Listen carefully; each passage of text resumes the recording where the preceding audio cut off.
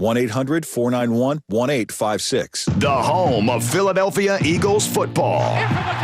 WENJ, WENJHD, Millville, Atlantic City, 97.3 ESPN. 97.3 ESPN presents The Sports Bash with Mike Gill. It's time for Football at 4 with Geoff Mosher, powered by InsideTheBirds.com. We expect to win every time we step on the field. That's just the mindset that we have. Now, live from inside the Matt Black Kia Studios, it's Football at 4. Geoff Mosher with us today on a Football at 4 Monday edition. A lot of crazy stuff to dive into over the weekend on this NFL Monday for Football at 4. Geoff, what's up, pal? Hey, Mike. Hey, Hunter. Hope you guys are doing well. Thanks for having me on. Good to chat with both of you. Michael, I heard you earlier talking with Hunter about the ESPN for 30 for 30 last night, and I'm completely on board with you. I was just very, very underwhelmed and disappointed by what I thought was going to be a really interesting story and a reminder of that year. And I think you summarized it best. It was a lot of home runs, which we already knew. That's what it was about, and just not a whole lot of substance to it. So that was disappointing.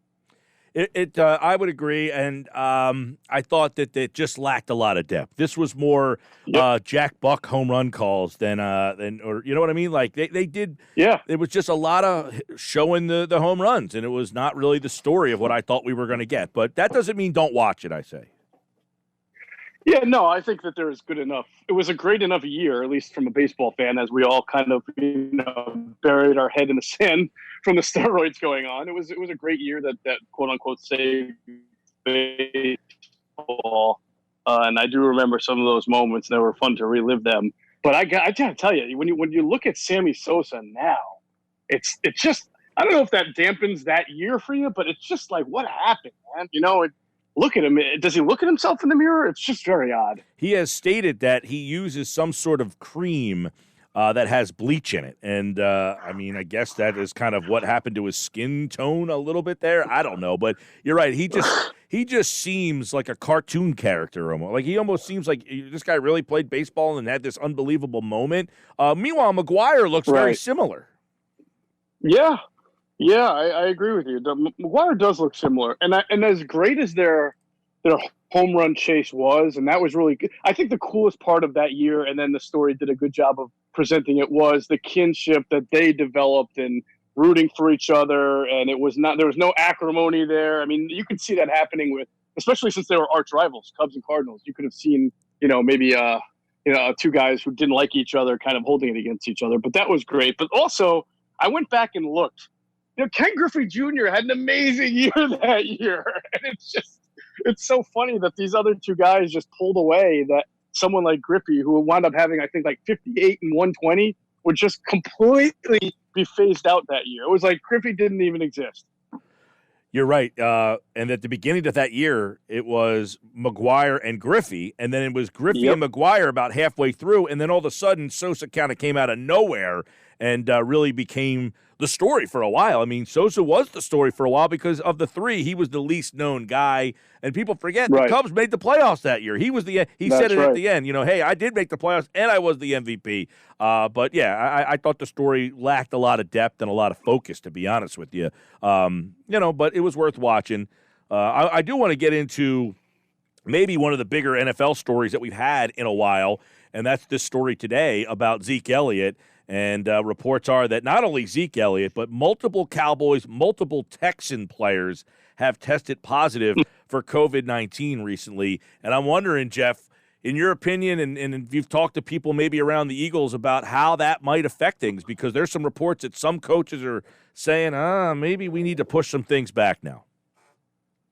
Look, I guess. The answer is yes. I've been talking with personnel sources and coaching sources around the league, Eagles, other teams, just trying to get as many opinions on this as possible. And before I can even give you what I've been told, I'm just going to go back to what we've all been talking about whenever you've asked me or Adam, maybe even Andrew, questions about the future of the game or restarting. And I just keep saying the NFL has plans. I applaud them for having plan A, B, C, D, full stadium, half stadium, quarter stadium. They say they've got plans. They introduced this kind of guidelines for what happens when training camp starts and people reporting early and social distancing in a locker room. And so they're not like, I don't want to say that they're putting their head in the sand at all. I think they're trying to do the best that they can with the information that they have. The problem is we just don't know enough about this thing. And so what happens today is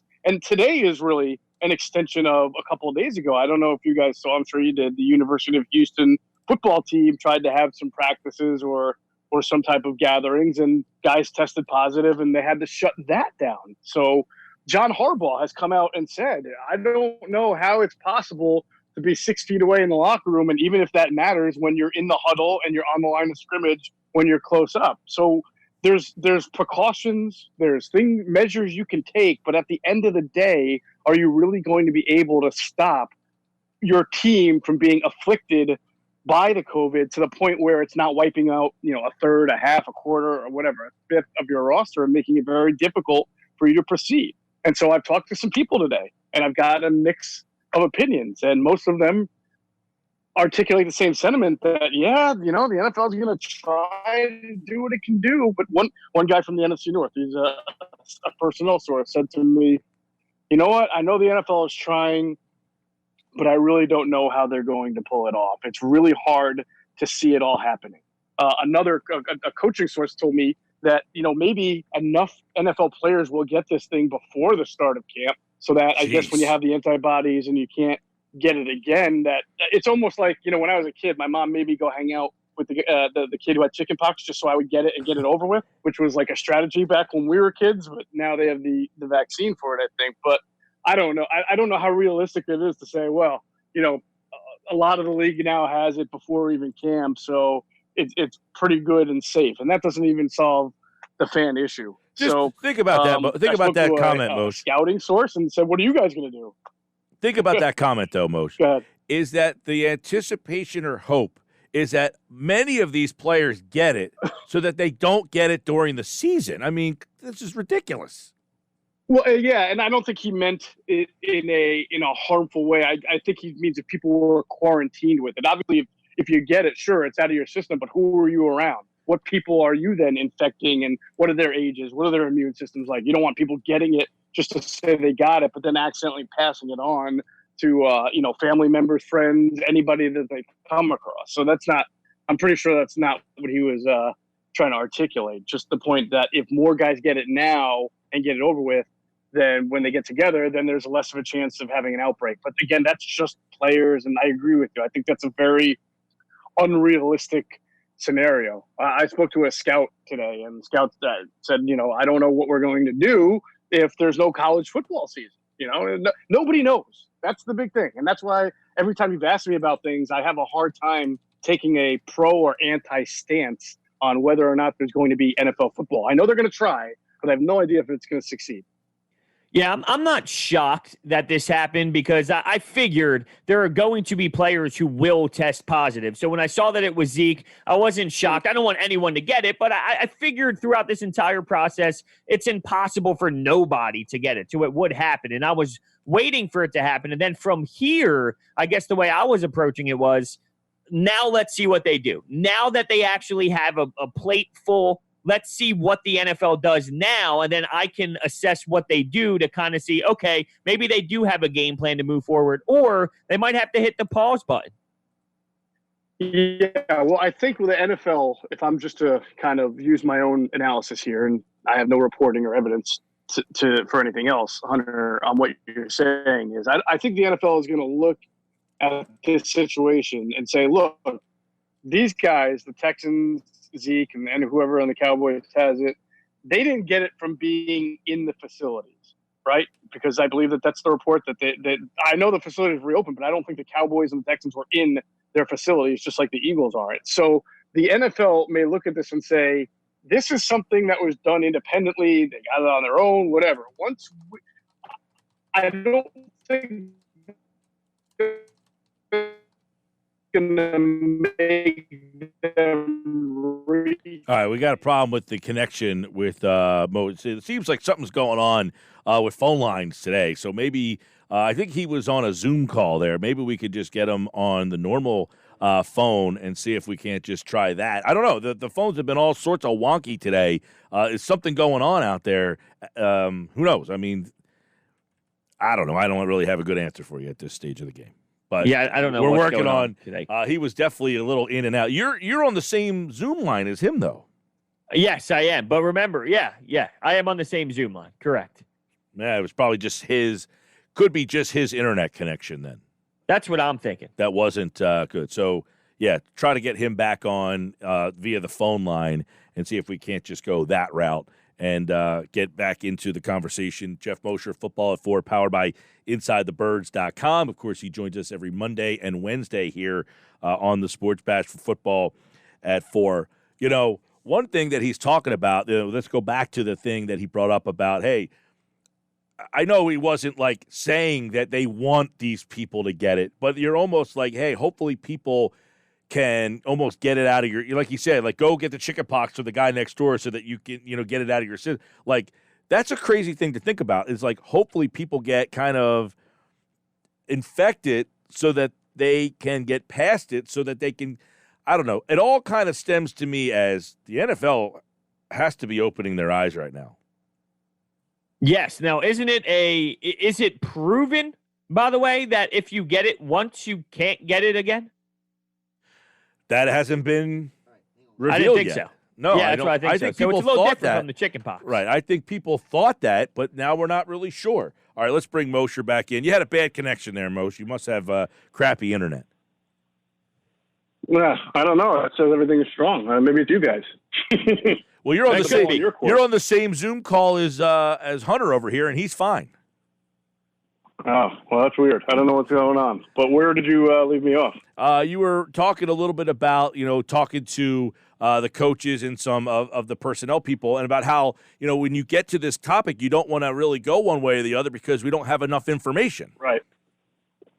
So I think we're going to get a lot of answers maybe a week or two before the start of camp, when people start showing up, getting their tests, getting their assimilated into the way the NFL wants to have its training camp. And we'll see if all of their plans and their protocol are going to work, or if 5 or 6 days in, they're going to realize that this is just not working.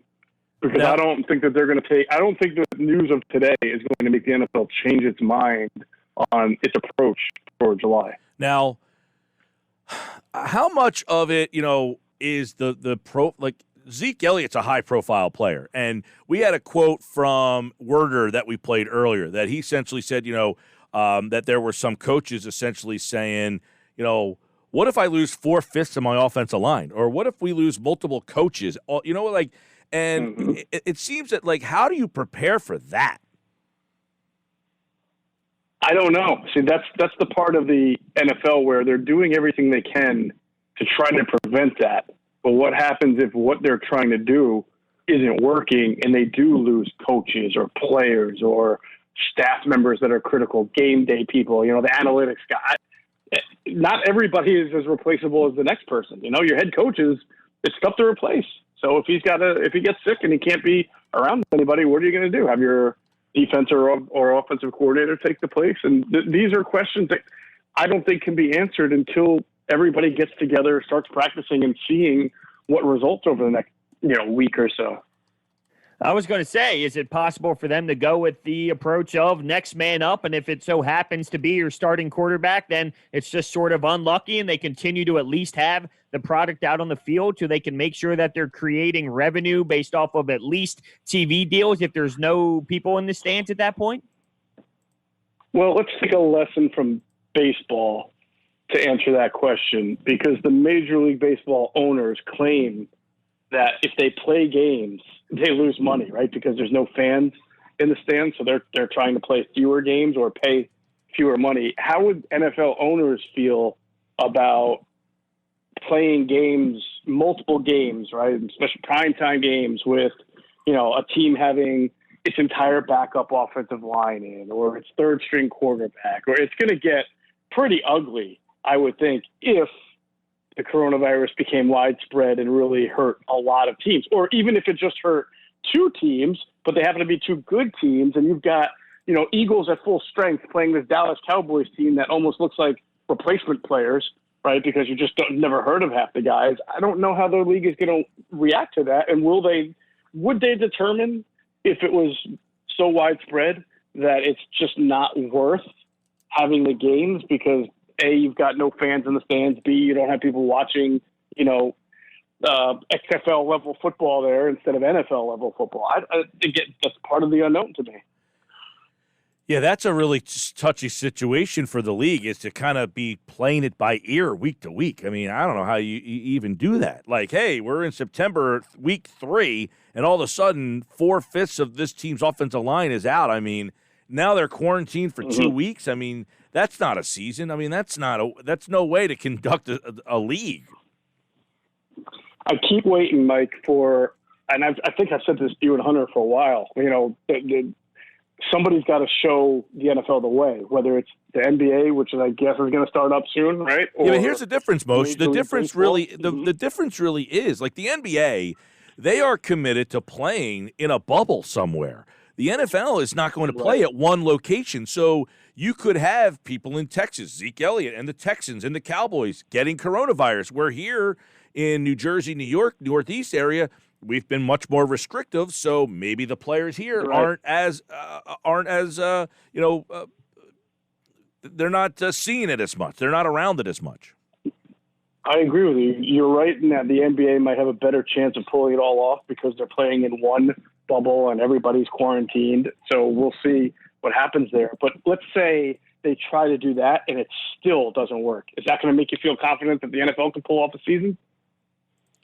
No, not at all. I mean, if the NBA is having problems, right? If the NBA is having problems getting back, the NBA has another problem of you are asking everybody to stay in this bubble, and our guys are going to try sneaking out of the bubble. They're going to try to, I don't know. I mean, but the NFL again.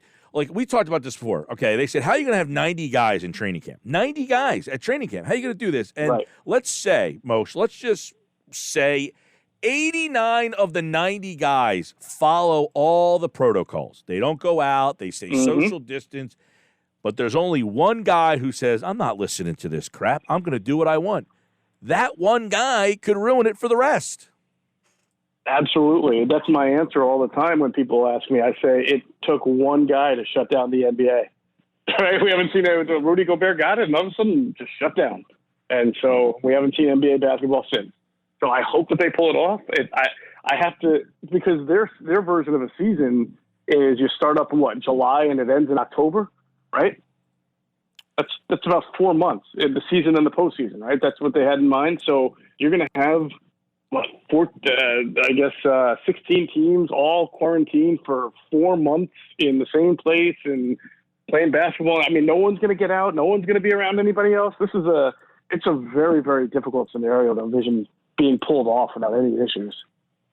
You said before that Jeffrey Lurie is taking this very, very seriously. And do you think that the news about Zeke Elliott and the Cowboys and the Texans will now keep guys away from the NovaCare complex even longer than we thought before?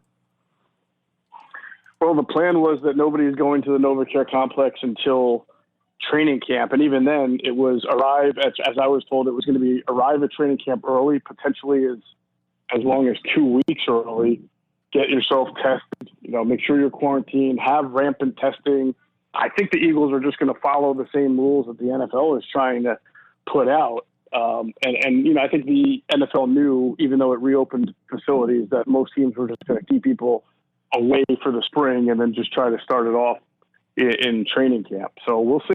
But I do think Jeffrey will try to modify the NovaCare complex as much as possible to make sure, he may have to based on those guidelines they put out, to make sure that there is quote unquote distancing when they're in the classrooms and, in the closed air environments. Now this, and I'm sure, I'd be positive that he's going to try to have as much testing as possible throughout the whole tenure of training camp. This is a tweet that just came out a little while ago, about half hour ago, regarding the NFL PA, the medical doctor, who basically said, we can't fit football into this virus. We're going to have to kind of go with, he said, quote, we can't figure out how to fit the virus into football. We have to figure out how we're going to fit football into this virus. He added, quote, "This is a bad-ass virus."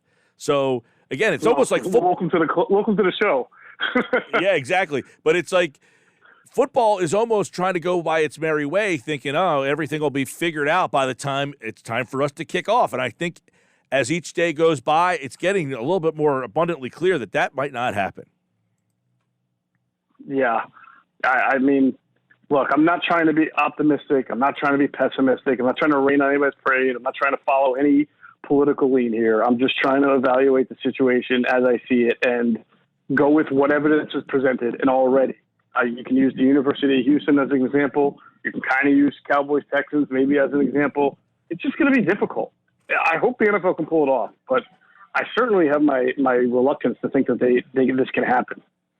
Yeah, I think we're all in the same. Look, by the way, I don't think there's one person listening, and there's not one person on the show here that says, you know what I really hope happens? I really hope football doesn't play this year. I really don't want to see football. Of course, we want everything to get back and play and be normal. But I'm just trying to say Zeke Elliott is a high-profile player. I mean, it shouldn't matter that it's a high-profile player, but doesn't it matter? That's typically what happens. When a player of that magnitude, that changes things sometimes. Like if this was the third-string running back on the Cowboys, we'd probably be like, oh, they'll figure it out. But it's Ezekiel Elliott. I mean, I don't know. You can't play a season when guys of that magnitude are not.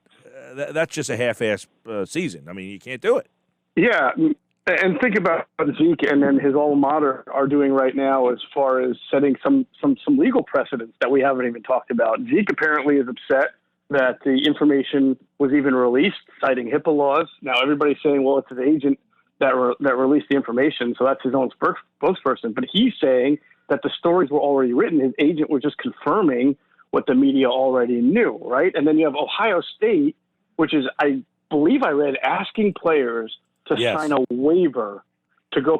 Can you imagine the gall of that? Oh, please come play football for us and make our institution billions of dollars, but sign this waiver so that if you get sick and somebody in you or your family is afflicted with COVID and something happens that's terrible, well, that's on you. You're assuming 100% of the risk because you signed a piece of paper. I mean, the ridiculousness and absurdity of that is unbelievable. That's happening in a lot of instances now. Yeah, you want to come into a big environment, there's a little fine print at the bottom says, hey, sign this waiver if you want to come into this, place that's going to have thousands of people and nobody's going to be wearing masks, and come on and bring your life at risk. I mean, just sign this first before you do, by the way. Geoff Mosher, Football at 4. Unfortunately, Football at 4 had a very somber feel to it today. I mean, the news today that it wasn't only Zeke Elliott, it was multiple Cowboys and multiple Texans. That Houston area, that Texan, actually not just Houston, the entire state of Texas is really having some problems down there with the coronavirus. The University of Houston college football team had all sorts of problems. Cowboys, Houston Texans, and there's other places that this is kind of reflaring back up. We're hopeful that can be changed by the fall, but we'll see. Moshe, get your phone fixed. I'll try, fellas. Have a great day. All right, man. That's Geoff Mosher, Football at 4, powered by InsideTheBirds.com here on the Sports Bash Live 97.3. Technology has failed us today. That's what I do know.